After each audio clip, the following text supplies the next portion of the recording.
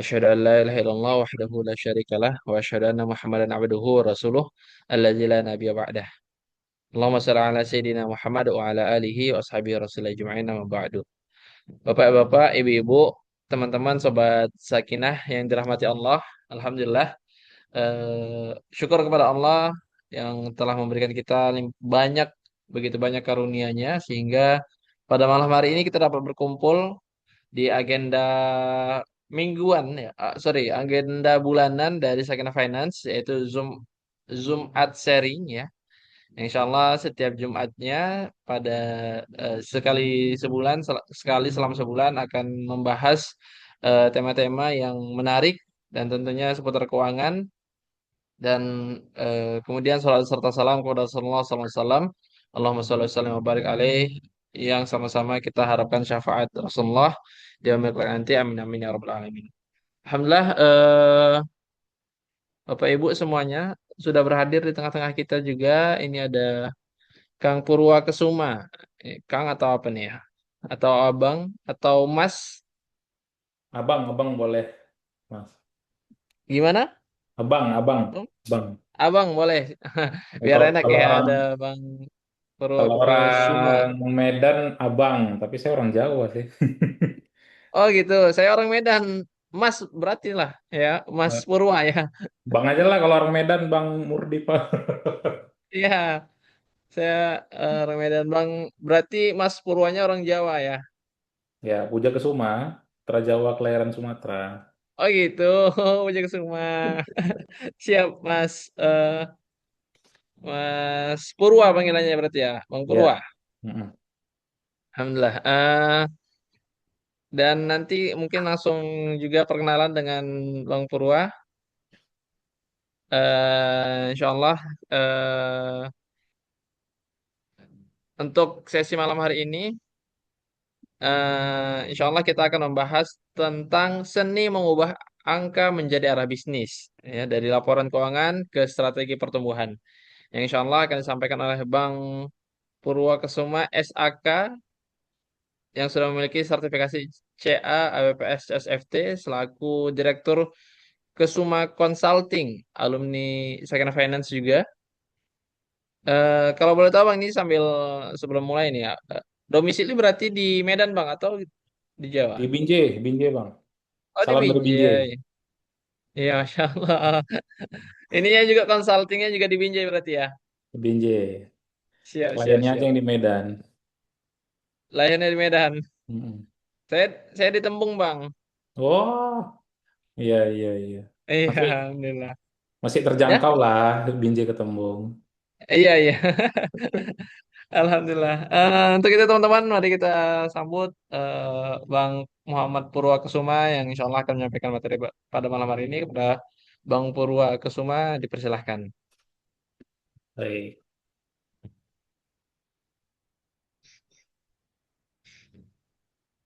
Ntar saya share screen dulu. Siap.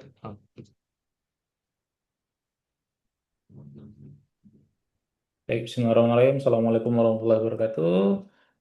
Salam kenal Waalaikumsalam. sahabat-sahabat semua dari Sakinah Finance. Alhamdulillah hari ini for the first time saya dapat kesempatan sharing di tempat saya ngambil sertifikasi ya, PSCSFT dan eh, salah satu momen yang memorable sebenarnya dari sini tuh karena ngambil AWPS kemarin, saya jadi concern belajar ilmu faraid.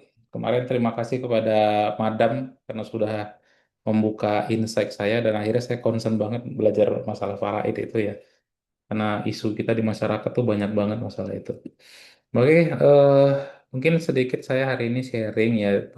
Saya ingin memperkenalkan diri terlebih dahulu. Nah, ini profil saya. Jadi 2019 saya sempat mendirikan perusahaan eh, publisher di penerbitan buku namanya Fadiga Publisher. Lalu di 2025 mulai masuk ke bagian finance ya di sebagai auditor di Kap Fahrudin. Lalu di 2024 juga saya mendirikan sendiri perusahaan consulting yang berfokus kepada konsultan keuangan dan bisnis, ya, manajemen strategik. Nah, sembari juga pindah Kap akhirnya di 2025. Sekarang di Kap Samsul Bahri sebagai senior auditor. Nah, ini pengalaman saya. Lalu pengalaman organisasi saat ini menjabat sebagai Ketua Bidang Ekonomi, Keuangan dan Perbankan di Forum Kewirausahaan Pemuda. Jadi Forum Kewirausahaan Pemuda itu dibentuk oleh Kemenpora untuk menaungi anak-anak muda yang berwirausaha. Lalu menjabat juga sebagai Wakil Ketua Koordinator Bidang Maritim Investasi dan Luar Negeri di Kadin Kota Binjai. Lalu pernah menjadi Ketua Umum FKP juga di Sumatera Utara dan pernah dulu menjadi Ketua Umum Forum Silaturahmi Mahasiswa Posma ISQ 165 Indonesia. Jadi Ketua Umumnya. Nah, ini beberapa segelintir ya pencapaian. Kemarin saya lulus CA dari Ikatan Akuntan Indonesia tahun 2025. Lalu di 2024-nya dapat beasiswa CA-nya. Lalu tahun 2022 pernah mendapat penghargaan Pemuda Pelopor Kota Binjai. Di 2013 pernah menjadi finalis Global Student Entrepreneur Award yang dilaksanakan di Washington DC. Saya finalis dari Indonesia bersama 14 orang lainnya. Nah, ini klien-klien yang sudah pernah saya tangani dari pertama mulai bisnis, lalu nah, sedikit ya sebelum membahas tentang materi, saya ingin buat disclaimer dulu. Jadi, saya tidak berusaha mengajari ikan berenang, ya, mengajari burung terbang, hanya berbagi saja. Jadi mungkin terlihat sederhana materinya, tapi sebenarnya ini merupakan salah satu hal yang paling major saya temukan pada saat menangani klien, gitu ya. Jadi ternyata di dalam bisnis sendiri eh, angka itu sebenarnya bukan jadi masalah. Justru yang menjadi masalah itu sebenarnya cara si owner atau cara manajemen untuk membaca. Nah, itu yang jadi masalah sebenarnya. Jadi kalau kita banyak melihat kasus-kasus kenapa bisnis tidak berkembang, oh karena strateginya salah gitu kan. Oh kenapa strateginya salah? Ternyata tidak bisa memahami data, khususnya memahami data keuangan gitu ya. Makanya realita yang terjadi itu ternyata 75% atau 3 dari 4 pemilik usaha itu ngerasa dia udah paham laporan keuangannya, tapi bingung menjelaskan kenapa untung bisa turun padahal penjualan naik dan sebagainya ya. Nah, ini sering terjadi di berbagai hotel sebagai industri ya, seperti hotel, pabrik, toko, jasa, ya. Jadi bukan karena datanya kurang juga, tapi karena memang cara bacanya yang nggak tepat. Nah, jadi ini menjadi salah satu aspek penting yang yang saya selalu sampaikan ke siapapun berdasarkan basic saya di accounting, di finance. Jadi kita sebagai orang accounting, sebagai orang finance itu bukan hanya sekedar ngurusin angka, tapi bagaimana kita bisa menerjemahkan angka-angka itu menjadi bahasa yang mudah dipahami manajemen, sehingga manajemen mampu mengambil strategi dengan tepat dengan angka-angka tersebut. Nah, itu dia. Lalu, nah dari perspektif saya sebagai auditor, ya ternyata setiap angka itu punya 3 lapisan nih. Jadi bedanya orang yang baru belajar sama yang udah mahir tuh baca laporan keuangan tuh seberapa dalam eh, mereka itu memahami 3 lapisan ini ya.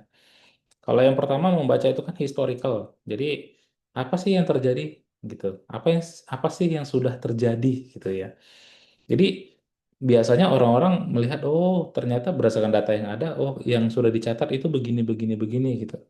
Jadi angka itu sudah dicatatkan ya. Kita misalkan melihat melihat tahun buku sebelumnya gitu ya. Nah, ini hanya sekedar melihat sekedar kita untungnya sekian, kita asetnya sekian, utangnya sekian, ekuitasnya sekian. Paling hanya sekedar itu doang gitu ya. Nah, ini kebanyakan orang orang accounting biasanya hanya pada level ini saja saya lihat. Jadi eh, sebatas hanya tahu kita untung tahun lalu sekian gitu. Oh aset kita sekian, utang kita sekian, cuma gitu doang gitu. Nah ada lapisan kedua. Ternyata di lapisan kedua ini sifatnya lebih kepada diagnostik. Orang sudah mulai bertanya, kenapa bisa laba itu terjadi pada tahun tahun tersebut itu seperti itu gitu. Orang mulai mikir. Jadi mulai nyari ini. Kenapa contohnya ya, misalkan kok untungnya turun bukan karena harganya turun gitu, tapi karena produknya memang yang laku berubah, misalkan seperti itu. Atau misalkan kenapa ya perusahaan kita kok mencatatkan laba tinggi tapi kok uangnya nggak cukup gitu. Nah, kenapa ya? Kenapa? Nah, ini pada mulai banyak orang apa namanya mulai aware, tapi masih belum belum good enough lah ya untuk quantity yang kita harapkan. Nah, di level ketiga itu baru sudah mulai ke arah prediktif. Artinya begitu orang sudah paham angka secara historikal, mampu mendiagnosa kenapa hal itu terjadi. Nah, yang ketiga adalah orang-orang yang mampu melakukan prediksi atau forecasting di dalam bisnis. Jadi biasanya kayak seperti yang saya tangani gitu ya. Ketika mereka mau melakukan forecasting bisnis, karena salah satu perusahaan BUMD itu pada saat melakukan forecasting saya minta datanya itu 5 tahun ke belakang. Tujuannya apa? Tujuannya untuk membaca flow-nya supaya 3 tahun ke depan itu bisa lebih tepat sasaran gitu. Jadi jadi data numbers itu kan tidak pernah bohong ya. Jadi eh, kita bisa memproyeksikan angka itu secara akurat dengan membaca data-data yang sudah ada sebelumnya. Semakin banyak datanya, yang semakin akurat juga. Biasanya seperti itu. Ya walaupun tidak 100%, tapi cukup tinggi persentasenya terkait dengan aspek yang bisa kita gunakan untuk prediksi. Nah, jadi di dalam laporan laba rugi, jadi setelah kita mampu membaca data tadi, 3 lapis tadi secara historical, secara apa namanya, secara prediktif sampai secara prediktif, nah kita coba cek gitu. Salah satu itemnya misalkan di laba rugi. Jadi yang perlu diketahui itu bukan cuma sekedar untung atau rugi, tapi sebenarnya seberapa hemat bisa bisnis berjalan. Ini kita bisa lihat dari laporan laba rugi yang ada gitu. Nah, contoh misalkan salah satu apa namanya industri yang saya tangani gitu ya. Pada saat di GPM-nya kita analisa, wah GPM-nya di atas 90%, bagus banget. Berarti cost of sales-nya rendah. Tapi begitu kena ke NPM bisa minus. Artinya kan berarti beban operasional itu sangat tinggi sekali gitu. Termasuk depresiasinya ya. Berarti ini salah satu bisnis yang punya aset fantastis nilainya sehingga nilai depresiasi justru malah menggerus laba gitu. Nah, di sini kita bisa tahu.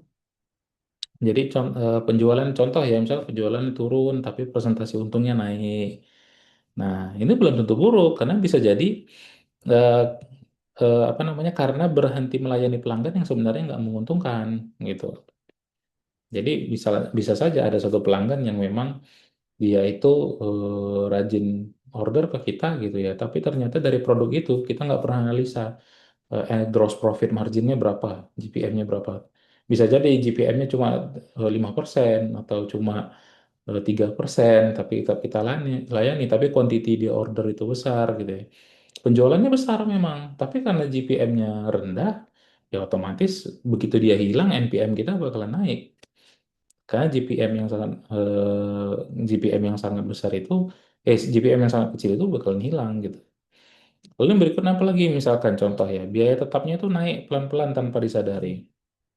Nah, ini sering terjadi juga ya. Biasanya tersembunyi tuh di pos biaya lain-lain ya. Nah, itu yang kecil-kecil tuh biasanya tuh nggak kelihatan tiba-tiba jadi malah bengkak gitu. Apa istilahnya tuh latte cost gitu ya. Yang kecil-kecil yang perintilan-perintilan yang biaya-biaya yang kita mungkin anggap sepele. Tapi kalau jumlah kuantitinya fantastis, ya itu lumayan juga untuk jadi cost gitu.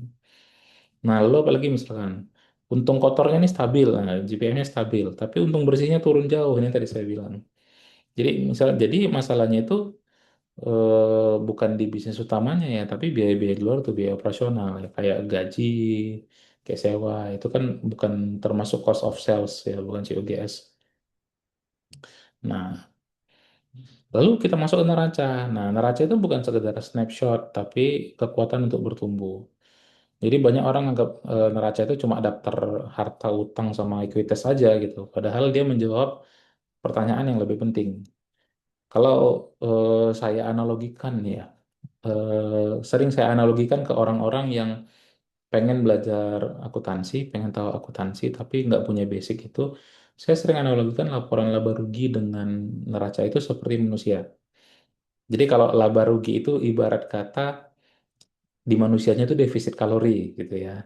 Jadi makannya berapa banyak, olahraganya berapa banyak. Nah, langsung nggak ke orang. Oh iya ya gitu.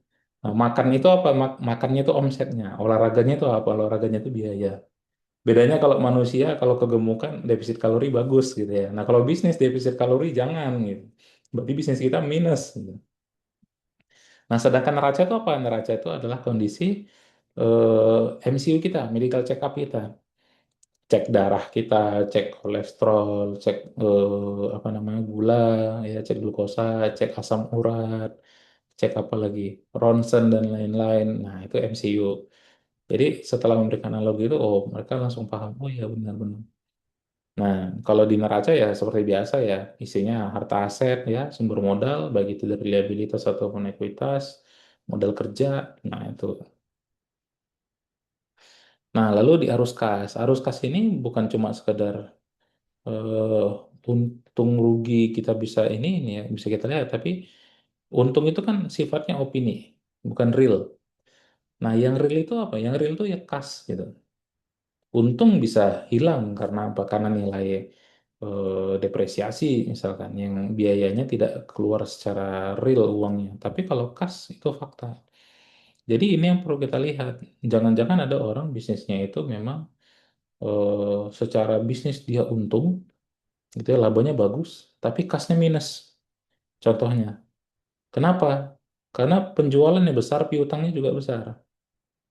Jadi bisa jadi orang mencatatkan laba, mencatatkan revenue, mencatatkan laba, tapi justru uangnya nggak ada. Kenapa? Karena orangnya belum bayar gitu.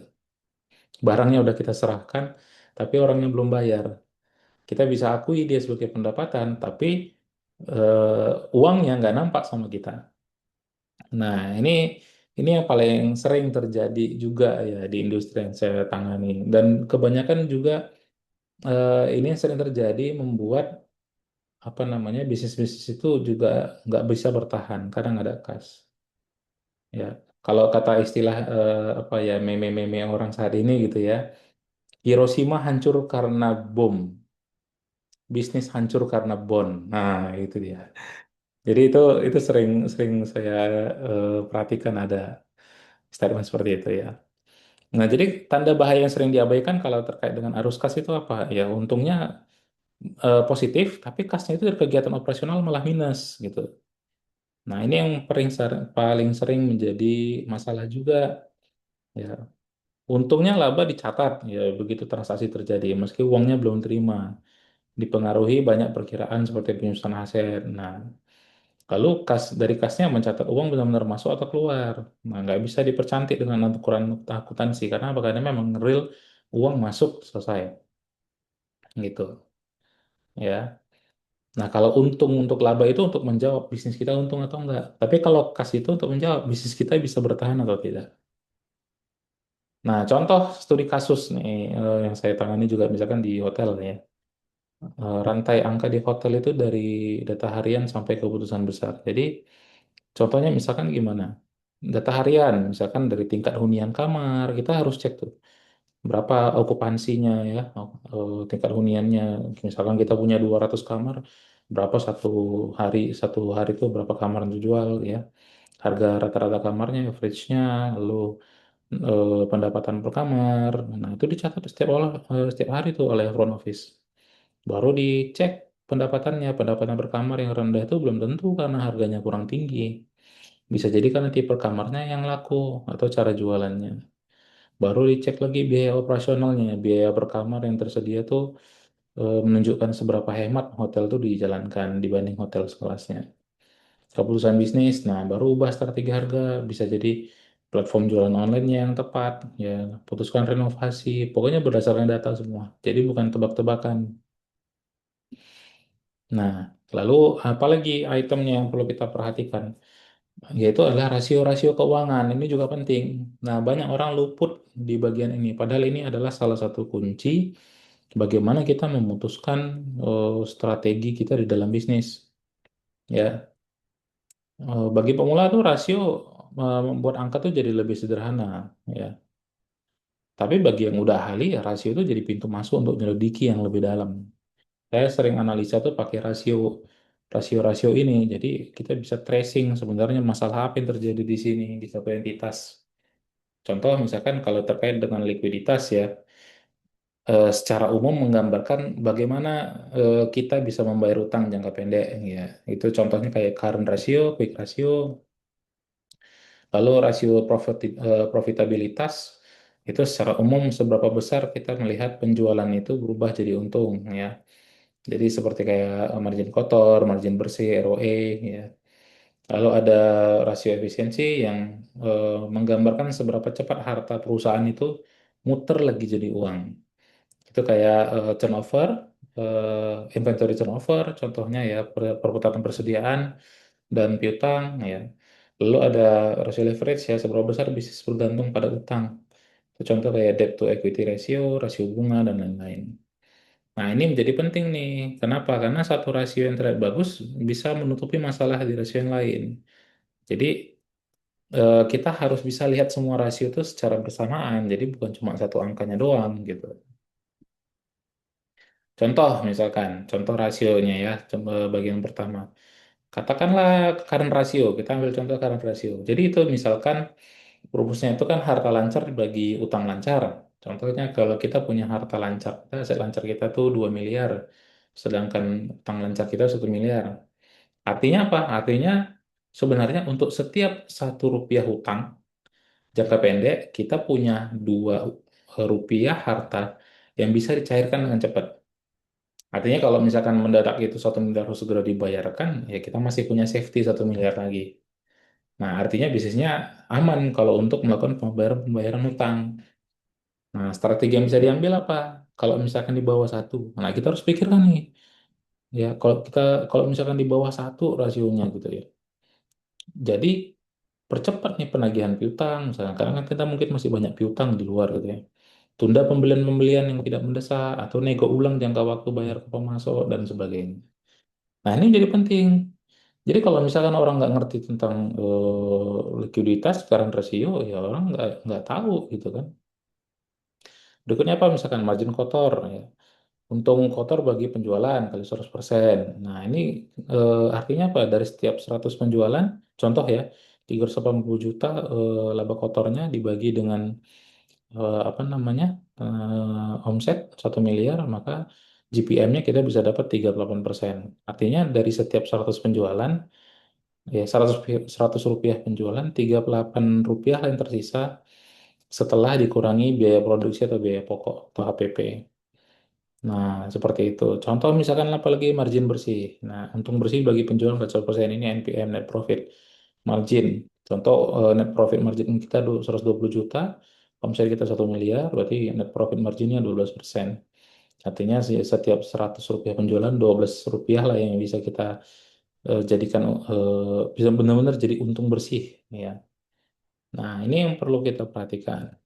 Berikutnya apa lagi? Misalkan perputaran persediaan. Ya. Contoh biaya pokok dibagi rata-rata persediaan. Ya, misalkan ada biaya pokoknya, contoh 10 kali dalam setahun, berarti kan ada 36 hari gitu ya. Berarti barang di gudang yang berputar itu 10 kali dalam setahun, berarti rata-rata 36 hari sebelum terjual atau terpakai. Nah, kalau misalnya, jadi apa yang bisa diambil strateginya? Jadi kalau terlalu lambat, ya tinggal kurangi pembelian yang berlebih-lebihan. Buat promo untuk barang-barang yang lambat laku. Nah, ini sering terjadi biasanya di departemen store gitu ya, setiap akhir tahun gitu kan, obral, obral, obral. Kenapa? Karena karena inventory itu tidak bisa diduitkan dengan cepat, makanya segera diobral supaya bisa jadi duit gitu. Itu contohnya. Lalu apalagi misalkan lama piutang tertagih ya. Nah, ini bisa kita lihat 365 dibagi perputaran piutang. Contoh misalkan 45 hari. Berarti butuh 45 hari rata-rata untuk mengubah hasil penjualan menjadi uang tunai yang benar-benar bisa terima. Ini kan termasuk lama gitu ya. Nah, kalau terlalu lama ya perketat syarat pembayarannya. atau kasih diskon kalau dia mau bayar cepat. Nah, ini sering terjadi diskon-diskon pembayaran cepat ya. Lalu apalagi debt to equity ya, total utang dibagi total modal sendiri. Nah, ini bisa kita lihat.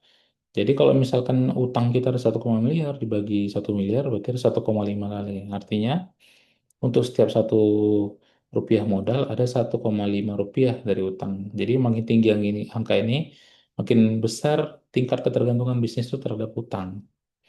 Nah, kalau terlalu tinggi, tunda tuh ekspansi yang dibiayai pakai utang baru. Prioritaskan dulu pelunasannya secara bertahap. Nah, kadang ada orang yang berani ambil risiko, dia buka bisnis gitu, utang. Udah nampak ininya sedikit, asetnya digadekan untuk utang lagi. Nah, gitu-gitu kan. Terakhir akhirnya kecekek sama bunga sendiri. Ya, walaupun saya as personal, saya tidak mendukung prinsip berhutang ya, di di di entitas yang menggunakan bunga seperti karena riba gitu ya. Tapi prakteknya yang kita hadapi ya banyak yang begitu gitu. Nah, jadi kerangka kerjanya gimana? Kalau dari perspektif saya, dari angka kerja itu ya yang pertama cari dulu keanehannya. Bandingkan angka sekarang dengan periode lalu, target atau pesaing gitu ya. Cari yang beda dari biasanya yang belum ada penjelasannya. Itu biasanya tergambar dari beberapa akun gitu. Contoh sederhana saya pernah temukan ada lonjakan petty cash atau ya sebesar 400-an juta gitu. Padahal kita periksa mana ada uang cashnya sampai 400 juta gitu. Padahal itu kan uang yang di rekening. Ternyata dia salah jurnal gitu. Kenapa? Karena harusnya itu dia catat di biaya akrual, justru malah dicatatnya di PT Cash gitu. Jadi begitu saya cek, saya komparasi di mana nih kesalahannya, ternyata benar. Biasanya kan kalau di PT Cash angkanya misalkan 15 juta, 16 juta, 15 juta, 16 juta gitu kan. Satu bulan 400 juta. Wah, ini kan aneh gitu. Kalau bulan lain rata-rata average-nya 15-16 juta, dia sendiri 400 juta. Berarti kan aneh. Nah, kita bandingkan dengan akun yang lain. Ternyata ketemu di akun akun accrual, ternyata di situ rata-rata average-nya ya ada 450 juta, 400 juta, 450 juta, 400 juta. Ternyata di situ ada satu bulan cuma 20 juta gitu. Nah, ini masalah nih kita periksa. Ternyata benar transaksinya. Ternyata transaksinya itu adalah salah jurnal. Nah, ini salah satu contohnya untuk cari keanehannya. Nah, kalau transaksinya masif, ya untuk suatu entitas, misalkan jumlah jumlah transaksinya sampai 1 juta transaksi, misalnya gitu ya, atau yang pernah saya tangani itu bisa sampai 500.000 transaksi gitu ya. Nah, jangan coba-coba cek satu per satu, nggak akan selesai.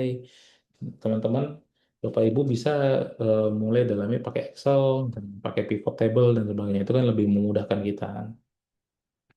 Baru dicari akar masalahnya. Begitu kita tahu ada kesalahan itu, kita cari kenapa nih bisa terjadi. Oh, ternyata ada anak baru nih yang masuk ke accounting, belum belum ngerti, akhirnya salah posting. Nah, dari situ kita bisa lebih paham gitu contohnya ya. Jadi, oh berarti yang dibutuhkan apa strateginya? Nah, gitu.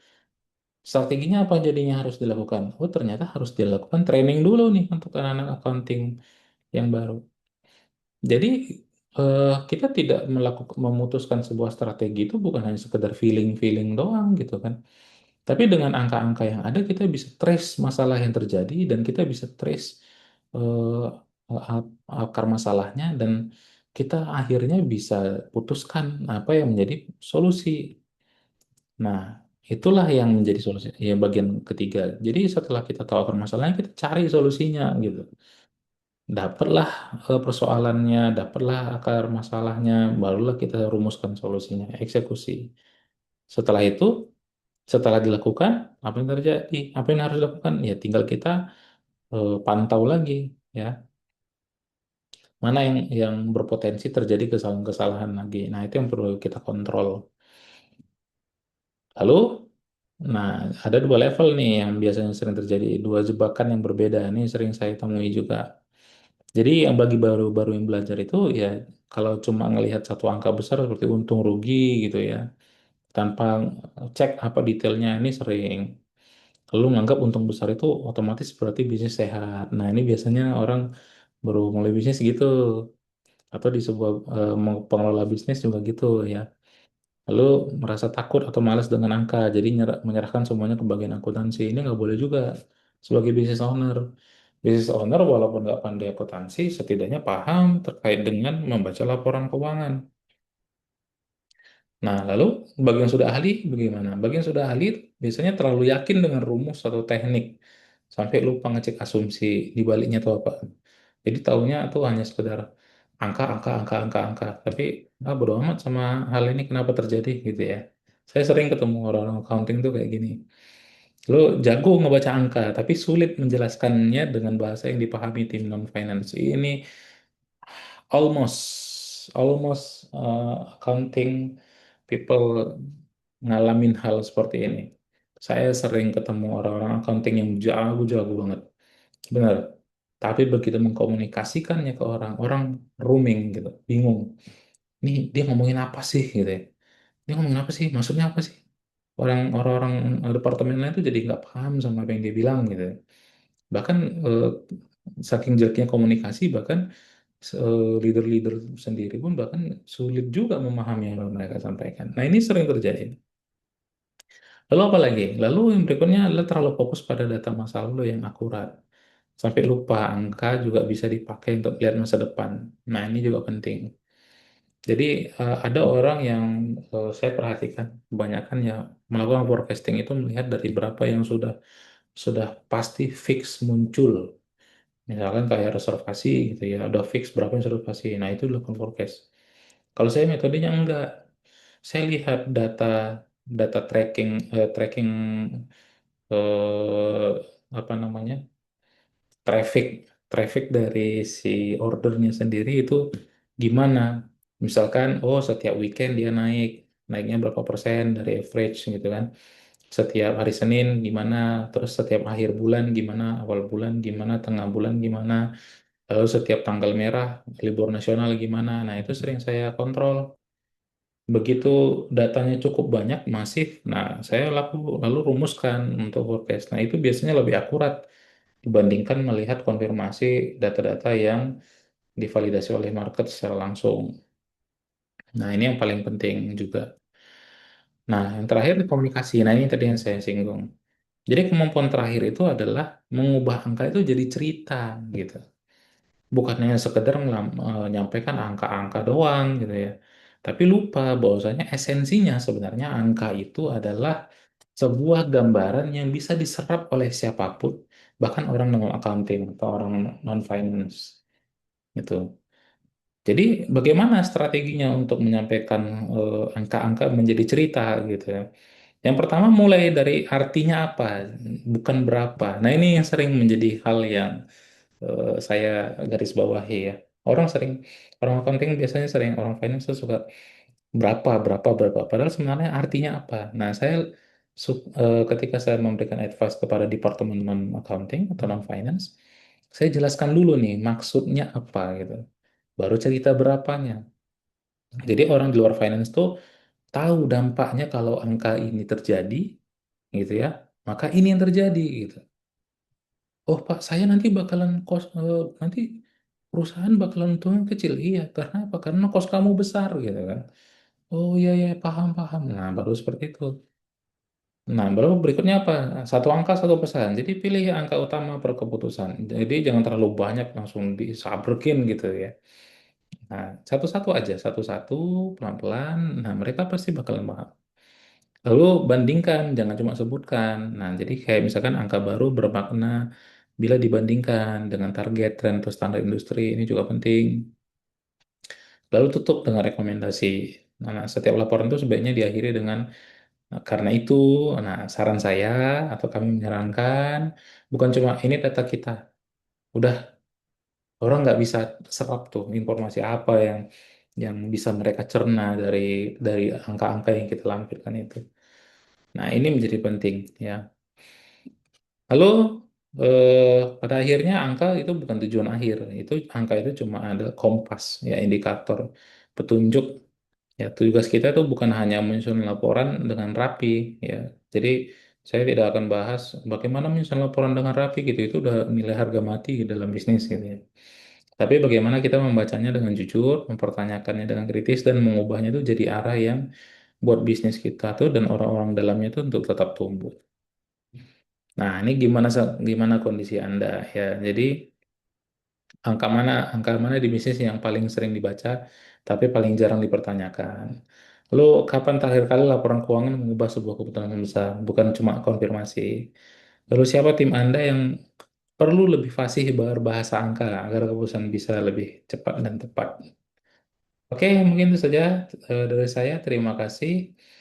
Saya kembalikan kepada Bang siapa tadi MC-nya? Mohon maaf. Saya kembalikan kepada MC. Terima kasih. Siap, Bang Kusuma, Bang Purwa. Iya, Bang Makasih Ratu Bang ya. Purwa Kusuma atas materinya. Eh, yang materi luar biasa ya, alhamdulillah teman-teman semua tadi kita pahamin bahwa angka itu tidak hanya apa tadi tiga tahapan tadi ya, deskripsi kemudian perspektif sampai di apa namanya tadi bang prediksi ya. Historical, diagnostik, sama prediktif. Iya prediktif oke. Berikutnya teman-teman kita lanjutkan untuk sesi tanya jawab. Silahkan bagi teman-teman yang ingin bertanya pada sesi malam hari ini. Kami persilakan untuk teman-teman yang ingin bertanya. Boleh dari kolom chat atau boleh silahkan raise hand. Silahkan raise hand bagi teman-teman yang ingin bertanya secara langsung. Ada barangkali yang ingin bertanya? Persilakan.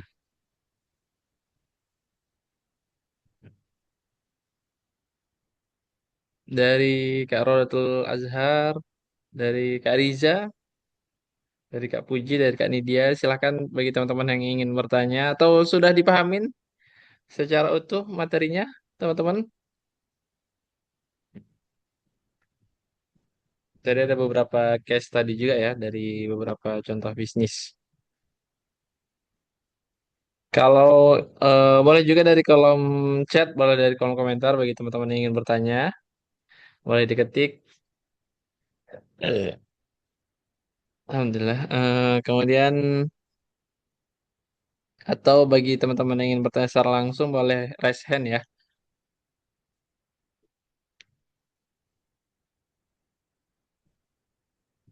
Ada barangkali sebelum dilanjut kita coba buka sebentar ya, Bang. Ini ada promosi, ada sesi pengenalan kegiatan juga dari Sakina Finance kepada tim operator boleh dibuka.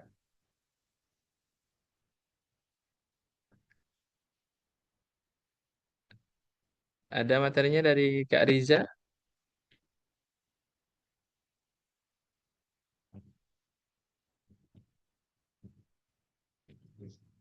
atau biar saya ini ya saya.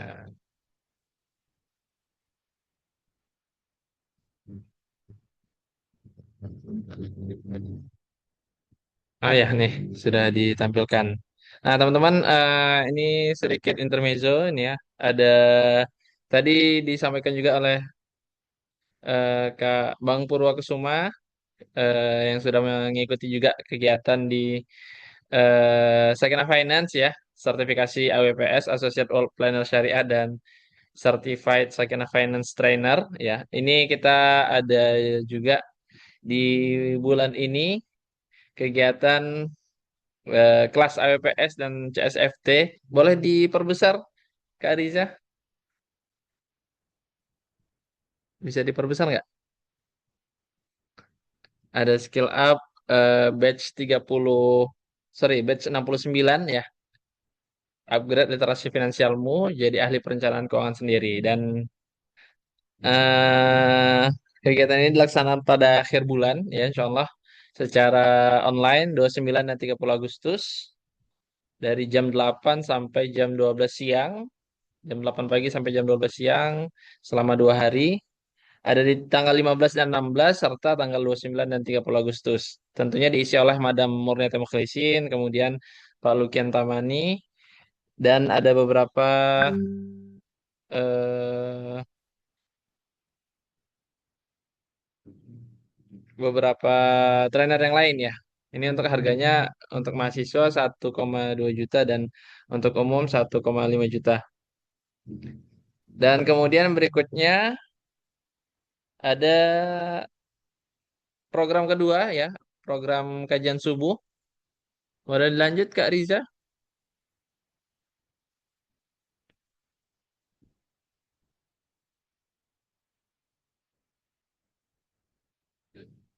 Kak Riza boleh dilanjut ke next slide.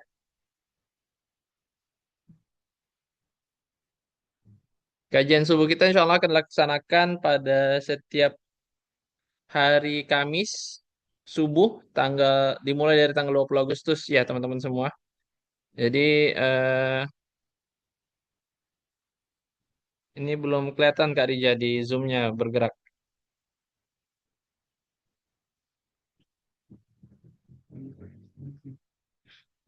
Coba dicek. Pada setiap hari Kamis dimulai dari tanggal 20 Agustus setiap pukul atau setiap waktu setelah sholat subuh ya. Tepatnya jam 5.30 sampai 6.30. Berikutnya ada juga insya Allah pada hari Senin ini kita akan mengadakan webinar bersama Unair yang insya Allah akan dilaksanakan pada hari Senin tanggal 10 Agustus jam 4 sampai jam 5 sore dengan tema Beyond the Degree saatnya membangun kompetensi untuk karir gemilang. Ini untuk teman-teman mahasiswa atau teman-teman dosen yang ingin meningkatkan karirnya tentunya dengan sertifikasi yang bisa didapat dari Sakina Finance. Nanti akan dibahas di situ apa saja yang perlu teman-teman persiapkan untuk meningkatkan karir dan eh, apa nanti peluang yang akan teman-teman dapatkan jika bergabung dengan Sakit Finance. Berikutnya, Kak Riza.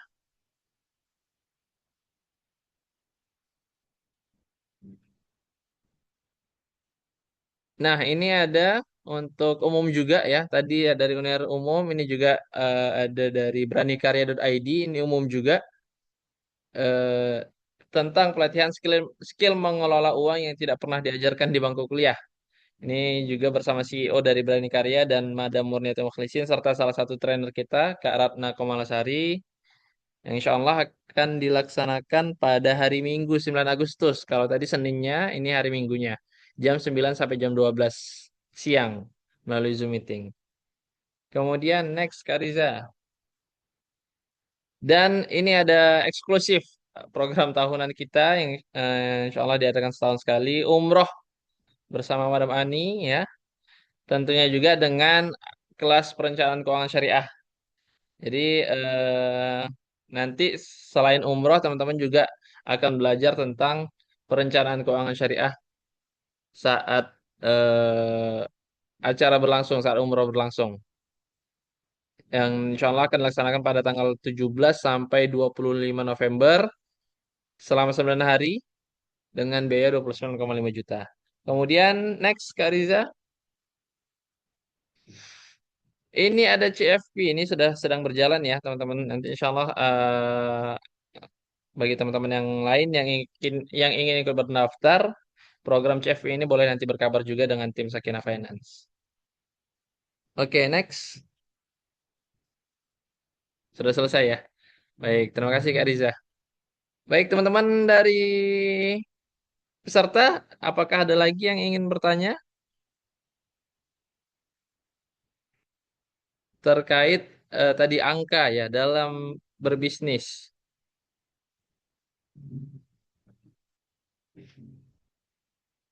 Boleh silahkan raise hand kalau ingin raise hand atau silahkan sampaikan di kolom komentar, di kolom chat.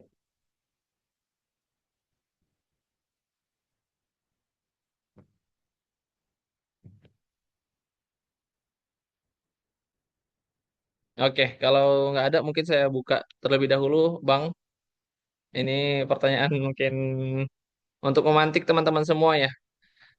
Eh, izin Bang, ini bagi teman-teman yang mungkin usahanya baru mulai begitu ya. Apakah teman-teman mahasiswa atau fresh graduate atau orang-orang yang baru mulai untuk usaha begitu.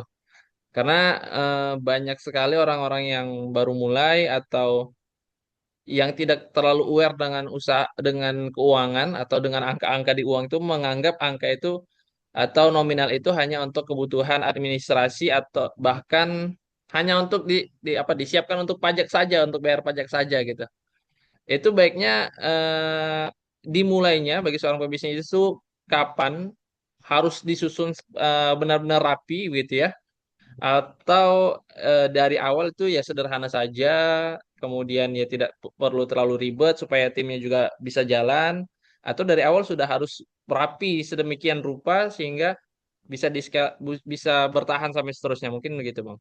Kemudian satu lagi, banyak kesalahan juga ya kalau yang dari Bang Purwakusuma tanganin ini kan di consulting, kesalahan banyak kesalahan klien itu dalam membaca itu mungkin di tahap mana mungkin Bang? Apakah karena mereka ya baru melihat, baru ngelihat angka, oh ini bagus cuma tapi nggak bisa memprediksi, atau kesalahan-kesalahan apa lagi yang orang-orang pebisnis-pebisnis itu alamin sebenarnya Bang? Mungkin itu dulu Bang Purwa Oke. untuk Yang pemantik kita. pertama terkait dengan kapan harus dimulai. Nah, ini saya ingin menjawab dengan sebuah analogi, Bang Rapip. Jadi kalau misalkan Bang Rapip mau sholat nih ya, misalkan ya. Bang Rapip mau sholat, dari mana Bang Rapip tahu gerakan sholat yang benar?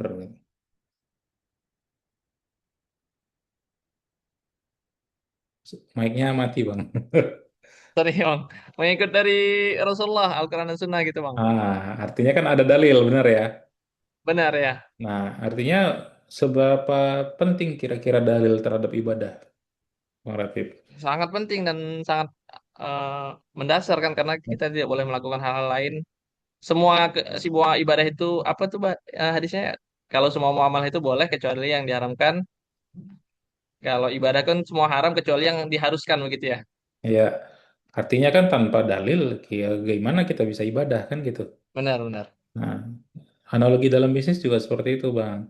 Tanpa data, Hmm. bagaimana kita bisa bisnis? Hmm. Bisnis yang nggak dijalankan dengan data bukan bisnis namanya. Ya hanya sekedar coba-coba doang, nggak bisa ngambil keputusan apapun. Dari mana kita tahu keputusan kita ambil tuh benar kalau datanya nggak ada? Nah, jadi bagaimana kita Hmm. mendapatkan datanya? Ya kita harus disiplin pencatatan dari awal. Sejak mendirikan. Makanya ya ongoing nggak apa-apa. Misalkan nggak paham, mulai bisnis mulai aja ongoing diperbaiki sambil berjalan. Jangan nunggu pandai akuntansi juga baru benerin bisnis. Nggak gitu juga. Itu prinsipnya salah juga ya. Tapi selagi berani mau, kita yakin marketnya bisa tembus, kita bisa yakin berkembang, gas saja mulai. Tapi selama ongoing, kita juga harus imbangi juga dengan pemahaman kita terkait dengan keuangan dan pencatatan. Khusus mikro. Kalau mikro ya, yang saya sering alami itu, ngadepin mikro itu, teman-teman mikro ini eh, nggak disiplin mencatat. Itu nomor satu. Kalau udah nggak disiplin mencatat, udah kita nggak bisa cerita ngambil keputusan, analisis sudah nggak bisa lagi tuh semua, gitu. Bahkan mencatat operation hari-hari aja nggak bisa gitu. Saya pernah salah satu, jadi saya suka pengabdian lah ya kalau ke mikro itu. Salah satu contohnya ada orang jualan bakso gitu kan, misalkan ada teman saya, dia nanya saran, gimana ya, kok capek banget dari jam 11 siang sampai jam 8 malam gitu, sholatnya nanti kadang ya bypass tunggu tunggu udah di akhir-akhir baru dapet gitu kan, malah omsetnya nggak seberapa gitu kan, capek katanya. Ini bakso Kojek ceritanya. Saya bilang biasanya raminya jam berapa sampai jam berapa? Raminya justru malah mau maghrib, habis maghrib, dibilangin kayak gitu kan. Langsung saya bilang sarannya, kalau gitu abang buka jam 11, tutupnya jam 6. Kira-kira masuk akal nggak bang? Nggak masuk akal loh, ya kan? Iya. Orang Heeh. ramenya di situ kok malah tutup di situ. Tapi yang aspek yang perlu kita perhatikan secara psikografis itu apa? Market cenderung anggap sepele. abang itu buka kok maghrib. Udahlah, habis maghrib aja lah kita ke sana. Atau mau maghrib aja lah kita ke sana. Begitu saya sarankan tutup jam 6, habis tak habis, bilang habis. Jadi begitu orang mau datang, udah nggak ada. Atau udah datang dia udah kemas-kemas, halo kak, udah habis kak, gini. Besok lagi. Nah, orang langsung mikir, ih sekarang abang ini cepat habis, kita harus buru-buru. Akhirnya apa? Omsetnya malah naik, Bang Rafiq. Omsetnya malah naik. Jadi kita kita perhatikan aspek psikografisnya. Saya melihatnya dari data apa? Dari data traffic tertinggi di jam berapa gitu. Ternyata traffic tertingginya itu di jam sore orang pulang kerja. Kalau gitu orang sepele masalahnya. Coba digeser, tutupnya jam 6, bener. Akhirnya omsetnya malah naik, padahal jam operationnya malah diperpendek. Gitu. Nah itu kan strategi gitu loh. Berdasarkan apa? Berdasarkan membaca data gitu. Nah jadi gimana kita bisa tahu strategi yang tepat kalau datanya nggak ada? Itu contoh salah satu. Jadi dari mana harus mulai sejak dini, Bang Rafiq? Tapi jangan gara-gara itu nggak mulai bisnis, mulai aja dulu sambil belajar. Nah yang kedua terkait dengan tadi apa, Bang Rafiq pertanyaannya? Yang kedua, sorry. Ya tadi mirip-mirip juga sih bang, kesalahan yang biasa dialami oleh banyak pebisnis pemula begitu ya, Oke. dalam mencatat keuangan atau dalam melihat angka-angka yang mungkin terlihat ribet gitu ya. Gimana Ya, kira-kira bang? saya sering analogikan gini, ya kayak tadi ya neraca lah baru gitu sama kayak defisit kalori sama MCU, udah sesederhana itu gitu. Dan kalau seringkali kesalahannya seperti apa, kebanyakan kalau di mikro salahnya mencatat. Kalau di level kecil menengah itu biasanya kesalahannya itu justru menerjemahkan angka. Nah ini penting. Ada kecenderungan beberapa business owner itu memang kan orientasinya omset ya. Nah, kalau saya analogikan sebenarnya mengelola bisnis itu sama kayak nyetir mobil atau bawa kereta atau bawa sepeda motor gitu. Ya, ada saatnya kita ngegas, ada saatnya kita ngerem. Saat ngegas itu kan kayak mana? Ya kita boros untuk marketing, untuk sales, push untuk penjualan so maksimal mungkin itu ngegas. Tapi ada satu momen kita harus tahu kapan ngerem. Ngerem itu apa? Ya tahan kosnya, tahan biayanya gitu ya. Ada saatnya kita pelan-pelan harus masuk gigi satu. Pada saat apa? Pada saat nanjak. Artinya bisnis lagi kondisinya berat nih, jangan terlalu market lagi berdarah-darah nih, jangan jangan agresif gitu. Ada saatnya kita harus kencang. Pada saat kapan? Jalannya udah mulus. Ketika market nggak ada siapa-siapa, kita masuk blue ocean, ya push habis gitu. Nah ini contoh, salah satu contoh bagaimana business owner itu bisa harus membaca kondisi. Baik itu kondisi mobil kita, ataupun kondisi medan yang sedang kita jalani. Nah kebanyakan orang buta untuk perusahaan itu. Gitu Bang Rapid. Oh, oke, berarti nggak ini ya bang, nggak selamanya itu stagnan gitu ya. Naik Enggak, penjualan naik turun tapi keuangan atau produksi stagnan terus gitu ya. enggak. Bisa jadi kayak tadi saya bilang, penjualan kita bisa turun, tapi malah eh, margin kita malah jadi tinggi. Kenapa? Ternyata selama ini kita jual yang marginnya cuma tipis ya. Untuk apa gitu kan? Hmm. Nggak bisnis dong namanya. Gitu. Oke, baik. Terima kasih Bang Purwa. Itu tadi Ya. pertanyaan pembuka kita teman-teman. Ada lagi mungkin yang ingin bertanya? Baik, dipersilakan kalau ada teman-teman yang bertanya, yang ingin bertanya atau kalau ingin menghubungi Bang Purwa tadi bisa di ini ya, di grup kita juga ada ya. Oh ya boleh. Ntar saya share dulu Iya, bagian ini Pak. Jadi nggak nampak ya. silakan Bang. Wait, wait, wait. Ntar. Oke.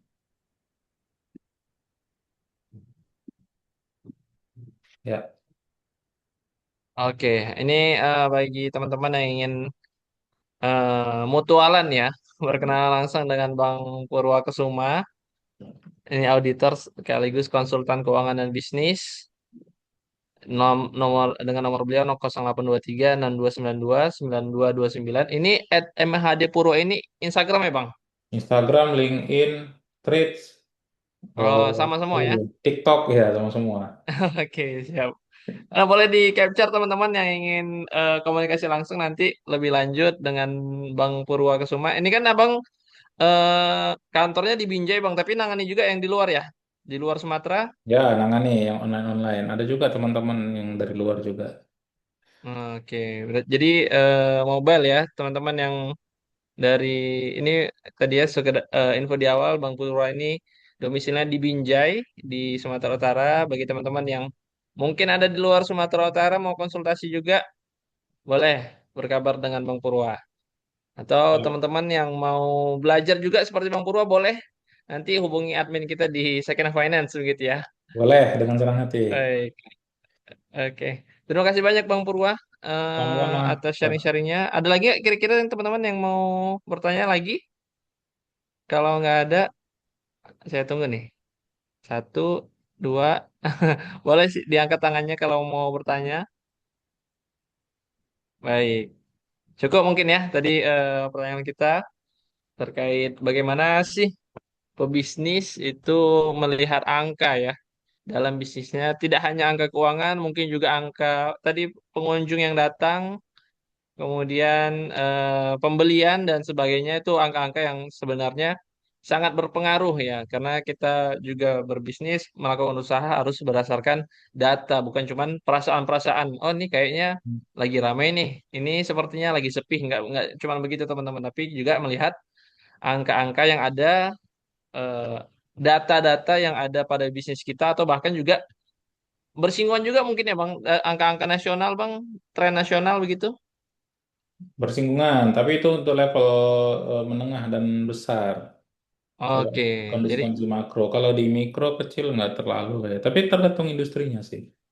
oh Itu nanti gitu. Karena analisanya lebih lebih dalam lagi. Itu mungkin bisa workshop kita, Bang Rafif. siap siap siap siap. Itu nanti masuknya itu ya, orang desa nggak pakai dolar ya, jadi nggak terlalu nggak terlalu berpengaruh begitu ya. Jangan di pinggir jurang lah, aduh. Siap siap siap. Oke oke oke. Terima kasih banyak Bang Purwan dan teman-teman Ya, semua yang sudah hadir pada malam hari ini. Bang Purwan, ya. terima kasih atas materinya yang luar biasa dan teman-teman yang sudah menyimak dari awal hingga akhir. Tapi sebelum kita tutup, kita foto bersama terlebih dahulu. Boleh dibuka kameranya teman-teman semua yang bisa open cam. Yang kakak-kakak, ibu-ibu, boleh dibenerin dulu jilbabnya, dirapiin ya. Yang lain mungkin yang posisinya masih nyantai boleh duduk tegak dulu ya. Kita ambil foto bersama dengan Bang Purwa, pemateri kita hari ini.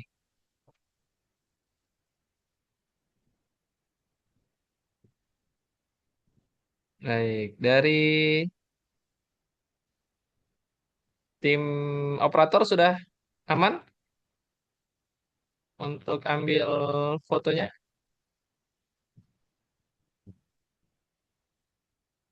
Oke, boleh dari Kak Rija atau dari saya yang ngitung nih. Sebentar ya. Ada lagi teman-teman yang mau on cam silahkan. Kita tunggu 10 detik. Silahkan kalau ada yang mau on cam. Kalau tidak ada lagi, kita langsung ambil saja ya. Bang Rija, saya yang hitung apa yang ambil ya, Kak Rija ya. Baik, teman-teman, boleh semua menghadap kamera. Satu, dua, tiga. Baik, sekali lagi dengan gaya sakinah ya. Gaya sakinah semua tahu ya. Tangannya di bawah, seperti logo ini. Ya. Oke, ya. Semuanya menghadap kamera sekali lagi. Satu, dua, bentar.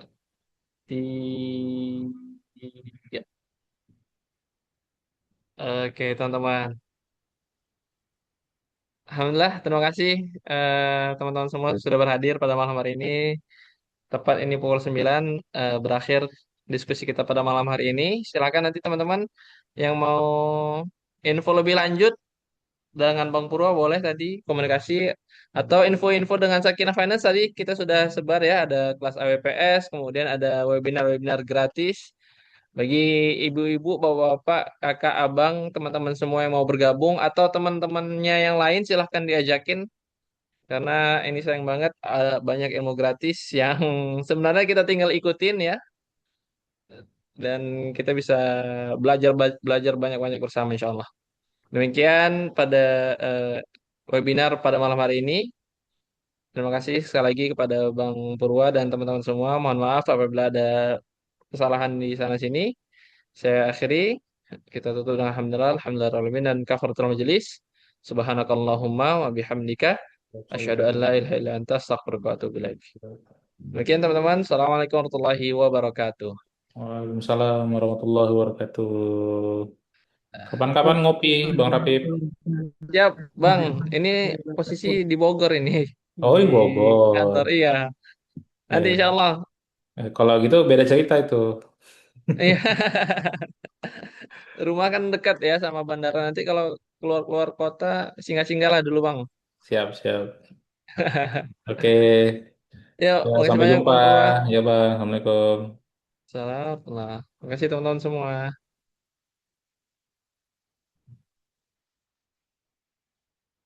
Kak Riza boleh di end meet, end Zoom-nya.